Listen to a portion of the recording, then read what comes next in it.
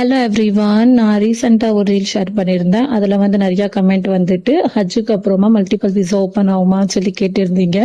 So எனக்கும் தெரியல, இப்போதைக்கு எதுவும் அப்டேட் வரல மல்டிபிள் விசாக்காக. ஆனால் ஆஃப்டர் ஹஜ் சிங்கிள் என்ட்ரி விசா எப்படி நம்ம போயிட்டு இருக்கிறோமோ அப்படி தான் விசா ஓப்பன் ஆகும். ஸோ நீங்கள் இன்கேஸ் ஸ்டார்டிங்கில் எடுத்தால் உங்களுக்கு 3 month கிடைக்கும். தென் இன் பிட்வீன் நீங்கள் கொஞ்சம் மந்த் அப்புறமா எடுத்தால் 2 month. தென் ஹஜ் வர மாதிரி மறுபடியும் லாஸ்ட்டில் எடுத்தால் நீங்கள் 1 month தான் கிடைக்கும். ஸோ நீங்கள் எக்ஸ்டென்ஷன் பண்ணுற மாதிரி இருக்கும். 1 month அண்ட் 3 month தான் வந்து பெட்டராக இருக்கும். பிகாஸ் ஒன்ஸ் 3 month வந்துட்டா அதுக்கப்புறம் வந்து மறுபடியும் 3 month அப்புறம் தான் நம்மளுக்கு எக்ஸ்டென்ஷனுக்கு ஏதாவது டென்ஷன் இருக்கும். ஸோ இப்போதைக்கு வந்து மல்டிபிள் விசா ஓப்பன் இல்லை. இன் ஃபியூச்சர் ஓப்பன் ஆகலாம். அதுக்கு இப்போதைக்கு அப்டேட் எதுவும் வரல. சப்போஸ் அப்டேட் வந்துச்சுன்னா நான் ஷேர் பண்ணுறேன்.